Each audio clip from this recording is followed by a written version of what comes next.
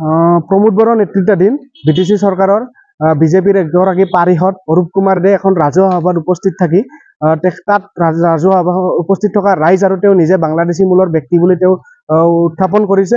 আমি আসলতে লজ্জিত হৈছো আৰু শংকিতও হৈছো, কাৰণ বিটিচিৰ দৰে এটা এৰিয়া 6 শিডিউল এৰিয়াত আমাৰ বড়োসকলে বিভিন্ন সময়ত তেওঁলোকে আন্দোলন কৰি তেওঁলোকৰ তেজাল যুৱক যুৱতীসকলে বিভিন্ন সময়ত তেওঁলোকৰ বুকুৰ তেজ দি তেওঁলোকে আত্মবলিদান দি তেওঁলোকে এখনৰ পিছত এখন চুক্তি কৰি গৈছিল বড়ো জাতিৰ সুৰক্ষাৰ কাৰণে। আৰু তেনে এখন ঠাইত এগৰাকী বাংলাদেশী মূলৰ ব্যক্তিয়ে ইএম হৈ থকাটো এটা দুৰ্ভাগ্যজনক বিষয়। আৰু যদি তেওঁ সঁচাকৈ বাংলাদেশী মূলৰ ব্যক্তি হয়, তেখেতক আসলতে তেখেতৰ নথিপত্ৰ চাই যদি তেখেতৰ লিগেসি চাই তেখেত যদি সঁচাকৈ বাংলাদেশী হয় তেখেতক বিতৰণ কৰাৰ কাৰণে ব্যৱস্থা কৰিব লাগে।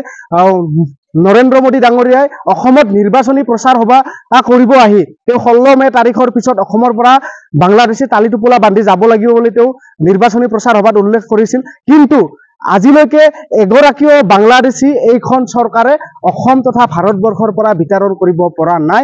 আৰু তাৰ ঠাইত বিজেপিৰ পাৰিষদে নিজে ৰাজহুৱা সভাত থাকি তেখেতে বাংলাদেশী মূলৰ ব্যক্তি বুলি তেখেতে ক'বলৈ মানে সাহস কৰিছে, এই মৰসাক কৰিছে। তেখেত যদি সঁচাকৈ বাংলাদেশী মূলৰ হয় তেখেতৰ লিগেসি পৰীক্ষা কৰক। তেখেতে যদি 1971 চনৰ 24 মাৰ্চৰ পিছত অহা ব্যক্তি হয় তেখেতক বিতৰণ কৰাৰ কাৰণে এই চৰকাৰখনে ব্যৱস্থা কৰিব লাগিব, নহলে অন্যথা তেখেতৰ বিৰুদ্ধে আমি প্ৰতিবাদী এই চৰকাৰখনৰ বিৰুদ্ধে আমি প্ৰতিবাদী কাৰ্যসূচী গ্ৰহণ কৰিম।